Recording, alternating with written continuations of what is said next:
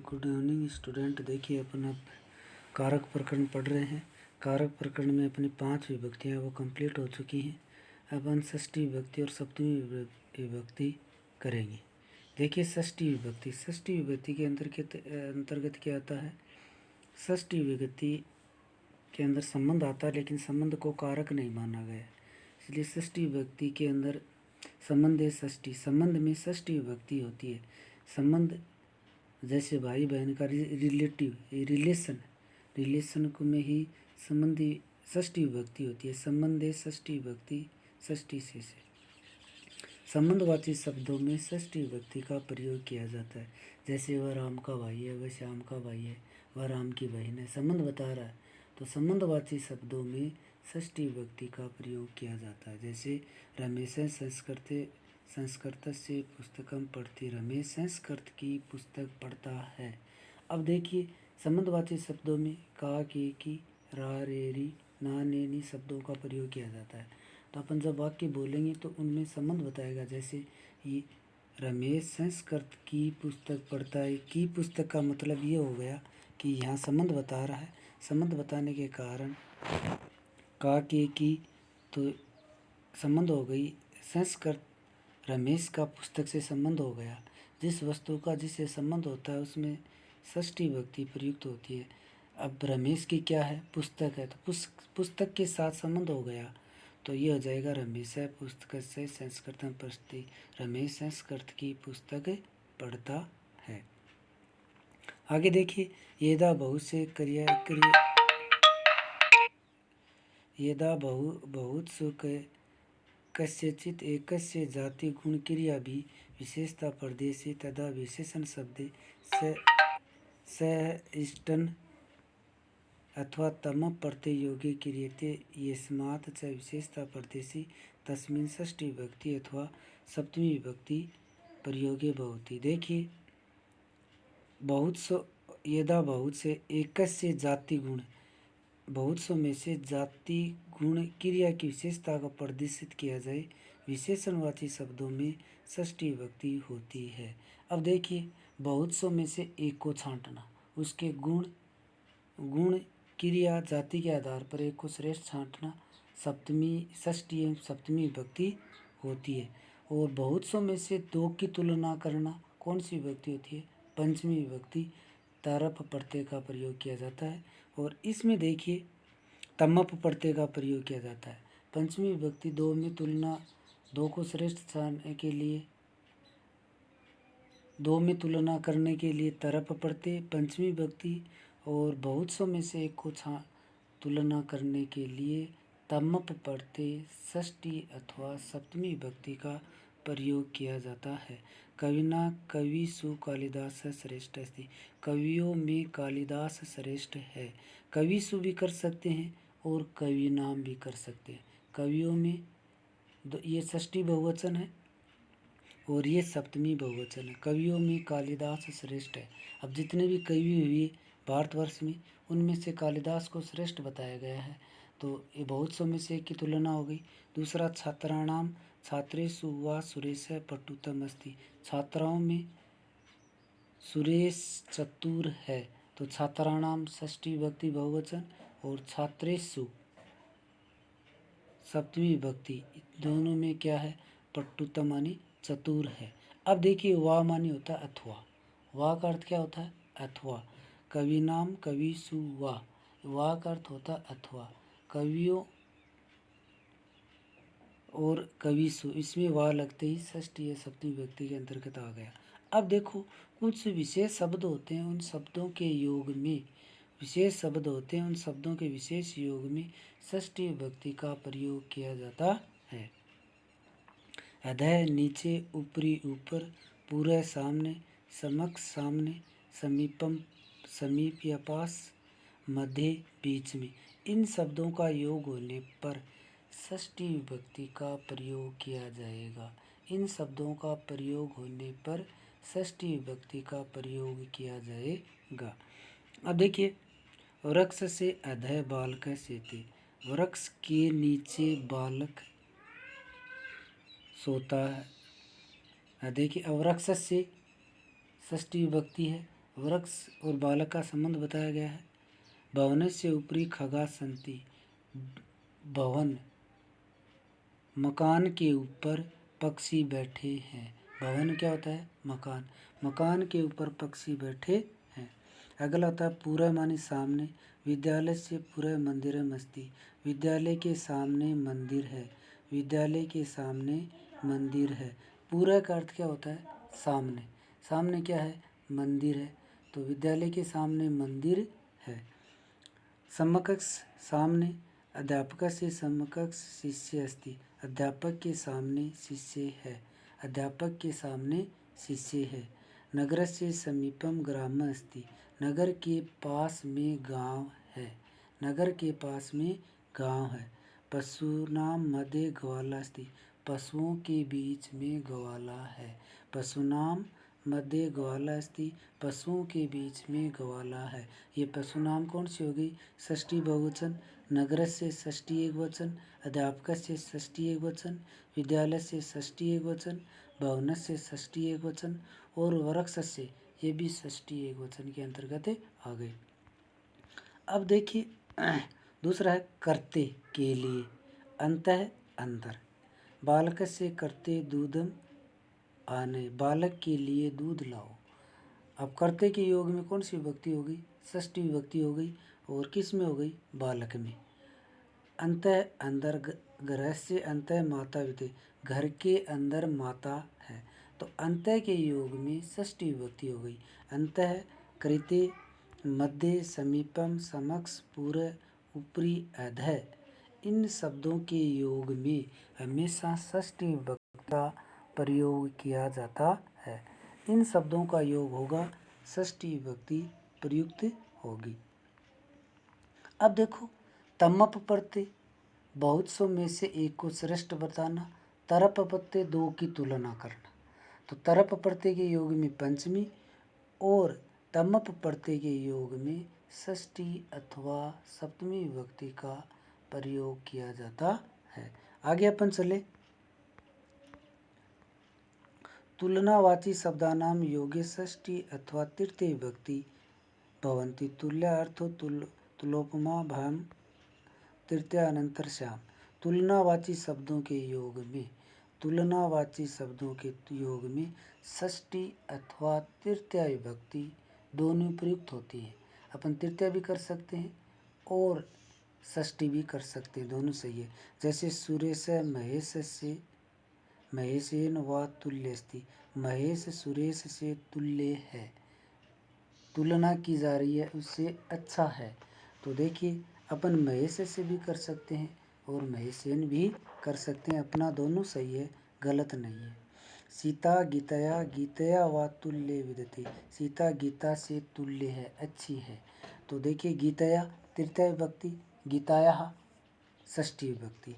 पंचमी और षष्ठी दोनों एक समान होती हैं, गीताया, तो षष्ठी बदलना है और तृतीया, दोनों सही हैं। तो वा माने अथवा, दोनों सही हैं। इन दोनों के योग में भी, तुलनावाची शब्दों के योग में भी तृतीया एवं षष्ठी विभक्ति का प्रयोग किया जाता है। क्रियाया सीधो ये आधार भवति, तस्य अधिकरण संज्ञा भवति, आधारो अधिकरणम, अधिकरणे सप्तमी च स अधिकरण च अति सूत्र। क्रिया के आधार को अधिकरण कहते हैं, क्रिया को आधार को अधिकरण कहते हैं। देखिए ये आधार तीन प्रकार का होता है, एक होता है विशेषिक, एक भौतिक और एक सर्वव्यापी। भौतिक होगा कुछ समय के लिए जुड़ा होगा, विशेषिक होगा विषय से जुड़ा होगा, और सर्वव्यापी का अर्थ हो जाएगा जो सभी जगह विद्यमान हो। इसमें नहीं बता रखा, फिर मैं बता रहा हूँ। ये तीन प्रकार का आधार होता है। आधार, आधार माने आधार में क्या? सप्तमी विभक्ति, सप्तमी विभक्ति अधिकरण कारक होता है। तो अधिकरण कारक का चिन्ह क्या होता है? मेप पर। क्या होता है? मेप पर होता है। तो मेप पर आधार के लिए होता है।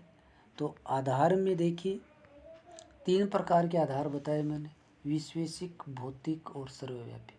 विशेषिक होता है विषय से संबंधित, भौतिक कोई वस्तु के साथ कुछ समय के लिए जुड़ा होना, और सर्वव्यापी का मतलब होता है जो सब जगह विद्यमान हो। अब देखिए, जैसे नरप सिंहासने तिष्ठति, राजा सिंहासन पर बैठता है। मैं पर पहचान आ गई, राजा सिंहासन पर बैठता है। तो अब ये देखिए, अगला है वयम ग्राम निवसामः, हम सब गांव में निवास करते हैं। हम सब गांव में निवास करते हैं। तिलेषु तेलम विद्यते, तिलों में तेल होता है। तिलों में तेल होता है। अब देखिए, तिलेषु तेलम विद्यते, तिलों में तेल होता है। अब देखो, तिलेषु सर्वव्यापी है।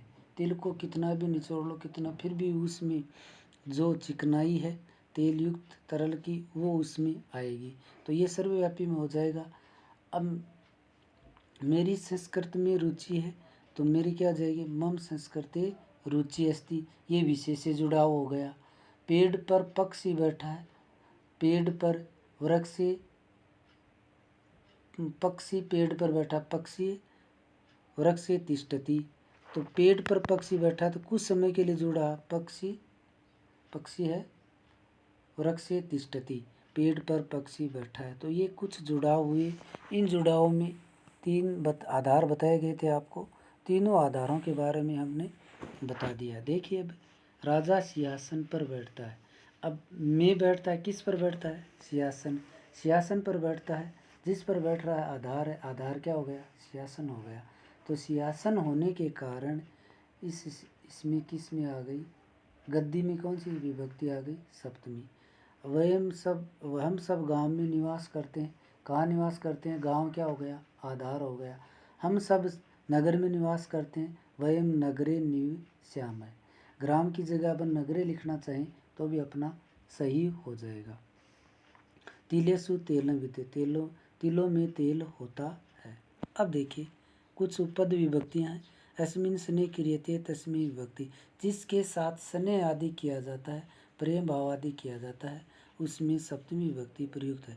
पिता पुत्रे स्नेहति, सिहयति, पिता पुत्र से स्नेह करता है, से आ गया, पिता पुत्र से स्नेह करता है। अगला है संलग्नार्थक शब्दानाम चतुर्थक शब्द प्रयोगे सप्तमी विभक्ति। संलग्नार्थ, कार्य में लगे हुए, संलग्न, जैसे वह पढ़ाई में लगा हुआ है, वह खेल में लगा हुआ है, वह काम में लगा हुआ है, वह अपने कार्य में लगा हुआ है, तो उन संलग्न सब चतुरार्थ, चतुराई का भाव पैदा करते हो, जहाँ चतुराई का भाव पैदा करते हो उसमें सप्तमी विभक्ति प्रयुक्त होती है। बलदेव स्वकार्य संलग्न अस्ति, बलदेव अपने कार्य में संलग्न है। अब देखिए, स्वकार्य में कौन सी है, सप्तमी विभक्ति है। ऊपर वाले में क्या था, स्नेह वाले में, पुत्र में सप्तमी विभक्ति है। जयदेव संस्कृत चतुर अस्ति, जयदेव संस्कृत में चतुर है, तेज है, होशियार है। तो किस में है, संस्कृत में होने के, इसमें कौन सी आ गई, सप्तमी विभक्ति हो गई। आगे देखें, यदा क्रियाया अनंतरम अपरा क्रिया भवति तदा पूर्व क्रियाया तस्या कर्तरि सप्तमी विभक्ति यस्य च भावे भावलक्षणम। एक क्रिया के पूर्ण होने पर दूसरी क्रिया अपने आप शुरू हो जाना। एक क्रिया के पूर्ण होने पर दूसरी क्रिया अपने आप शुरू हो जाना, यस्य च भावेन भावलक्षणम।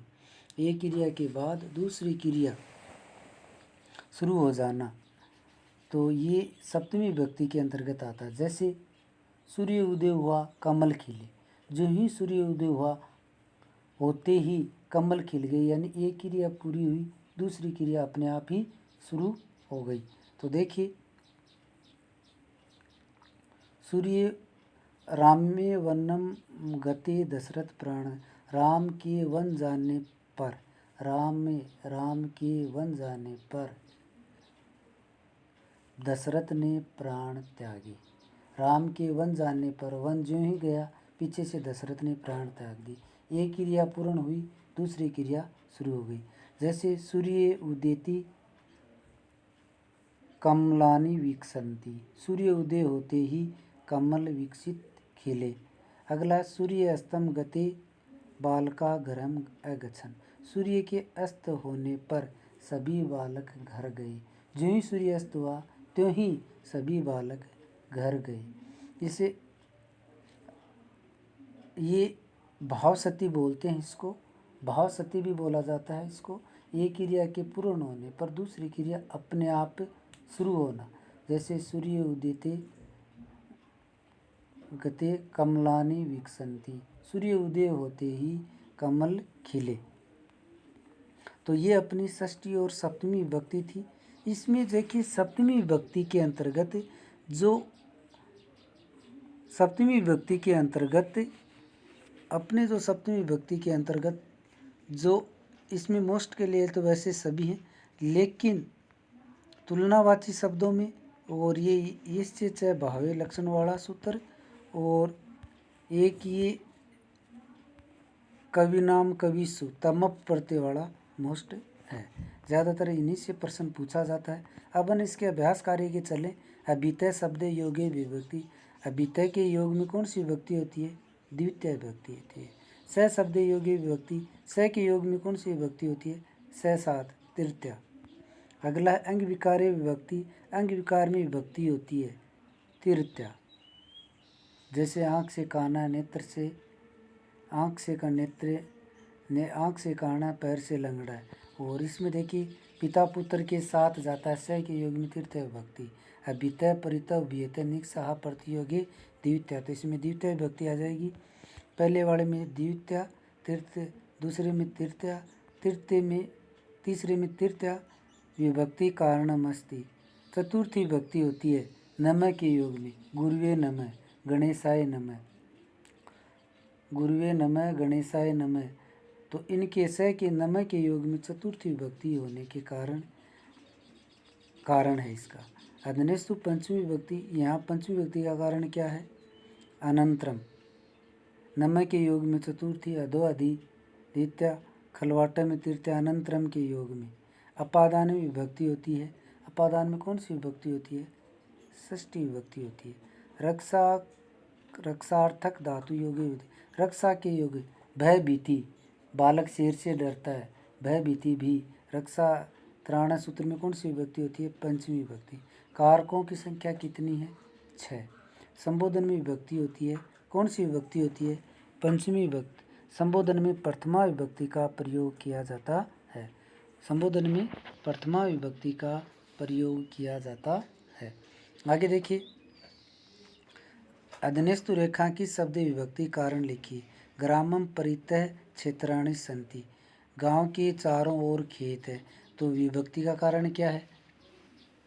अब ग्रामम में तो क्या है? द्वितीय विभक्ति है।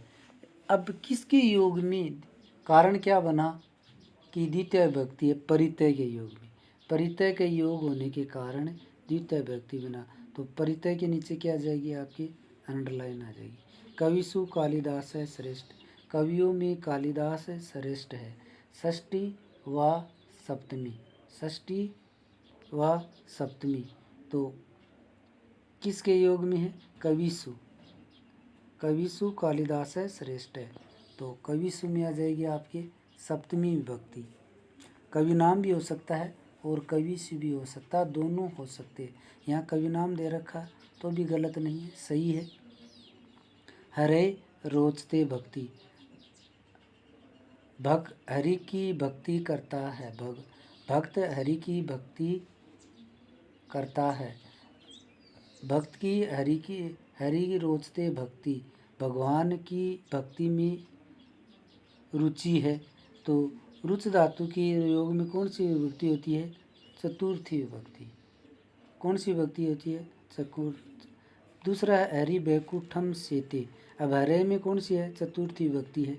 और किसके योग में? रुच धातु के योग में।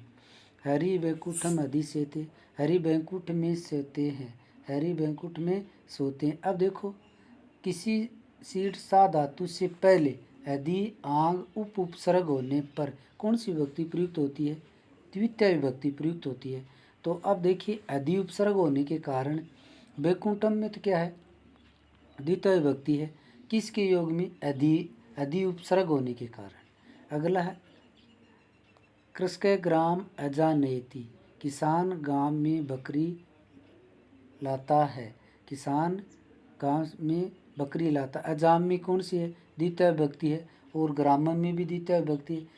अब जो अकथित चरण जो 16 द्विक्रमक धातु बताई थी, 16 द्विक्रमक धातु बताई थी, उस धातु के अंतर्गत ये इसके अंतर्गत आ जाएगा द्वितीय विभक्ति। द्विक्रमक धातु बताई थी, दु है, याच, पच, दंड, ची, बू, सास, जी, मत, मुस, नी, कर, स्व। ये जो 16 धातु हैं, उन 16 धातुओं में नी धातु है। नी धातु के योग के कारण इसमें कौन सी विभक्ति हुई? द्वितीय विभक्ति। दो क्रम हो गई, एक प्रधान क्रम, एक गौण क्रम। तो प्रधान क्रम क्या हो गया? गांव। और गौण क्रम क्या हो गया? बकरी। तो ग्रामम में द्वितीय विभक्ति और अजाम में भी द्वितीय विभक्ति है। कौन से? नी धातु के योग में अकथित सूत्र से द्विक्रमक धातु, 16 जो द्विक्रमक धातु हैं, उन धातुओं के योग के कारण ये हुआ है। अगला है साधु कर्णाभ्याम बधिरस्ति। साधु कानों से बहरा है। साधु कानों से बहरा। अंग विकार में कौन सी विभक्ति होती है? तृतीय विभक्ति। तो कर्णाभ्याम कान से, बधिर, बधिर कौन सी विभक्ति में आएगा? बधिर। बधिर वैसे तो विभक्ति तो प्रथमा है, लेकिन उपपद विभक्तियाँ हो गई। अंग विकार, अंग विकार क्या हो गया? कान से बहरा है, तो लूला, लंगड़ा, बहरे के योग में कौन सी विभक्ति होती है? तृतीय विभक्ति होती है। अगला हिमालयात गंगा प्रभवती। हिमालय से गंगा निकलती है। भूभव सूत्र, जहाँ उत्पत्ति स्थल होता है वहाँ पंचमी विभक्ति का प्रयोग किया जाता है। अब गंगा कहाँ से निकल रही है? हिमालय से निकल रही है। हिमालय और गंगा दोनों क्या हो रहे हैं? अलग हो रहे हैं। तो इससे हिमालयात, हिमालय से, तो इसमें प्रभवती, हिमालयात में पंचमी विभक्ति। राम है, श्यामाय शतम धार्यति। राम श्याम से 100 रुपये ऋणी है या ऋण लेता है, 100 रुपये धार्यति धारण करता। अब ऋणदाता के योग में कौन सी विभक्ति होती? आपको ध्री धातु बताया था, उसमें धार्यति ऋणदाता है, तो उसमें कौन सी विभक्ति होगी? चतुर्थी विभक्ति होगी। हनुमंते नमः, हनुमान को नमन। तो उन नमः के योग में कौन सी विभक्ति हो गई? आपके नमः के योग में चतुर्थी विभक्ति प्रयुक्त हो गई। अब आगे वाले जो प्रश्न हैं, आगे वाले जो अपने प्रश्न हैं, उन प्रश्नों को जब अपन ग्रामर और पढ़ेंगे तब कर लेंगे। अब देखिए, अब आपको लघुरात्मक प्रश्न बता दिए, 9, इनका कारण बता दिया। परितय के योग में, कविसु के योग में, रुच धातु के योग में, अधिसेते, नए, नी धातु के योग में, बधिर, प्रभवती, प्रभवती के योग में, पर उपसर्ग भवती और होने से कारण, और धार्यति ध्री धातु के योग में, और नम के योग में, इनके योग में विभक्ति हुई है। तो परितय के योग में द्वितीया, कविसु के योग में सप्तमी, रुच धातु के योग में चतुर्थी, अधिसेते में द्वितीया, नयते में द्वितीया, बधिर में तृतीया, हिमालयात में पंचमी, और शतम धार्यति में चतुर्थी, और नम के योग में चतुर्थी विभक्ति। ये आपको मैंने करवा दिए थे। अब देखिए, षष्ठी और सप्तमी विभक्ति अपन कर ली है। अपन इन कारकों को आप रीडिंग लगाओ, इन्हीं से प्रश्न पूछे जाते हैं, कोई अलग से नहीं पूछे जाते। इन्हीं पर आप रीडिंग लगाओ, और अभ्यास कार्य है, इनको आप करने की कोशिश करो। इस अभ्यास कार्य को करने की कोशिश करोगे तो आपकी आसानी से ये कारक आप आसानी से कर सकते हैं। मैंने इतने प्रश्न बताए, आगे वाले आप करना, जो नहीं आ रहा मैं बता दूंगा। और आगे वाले जब अपन ग्रामर करेंगे तब इनको पूरे को पुनः रिपीट करेंगे, पूरे प्रश्नों को, और एक बार पुनः इसका थोड़ा थोड़ा रिवीजन रिपीट भी कर लेंगे। कहाँ कोई दिक्कत हो तो रिपीट कीजिए और बार बार अभ्यास कीजिए, आपको याद हो जाएगा। थैंक यू, धन्यवाद। आज के लिए बस इतना ही।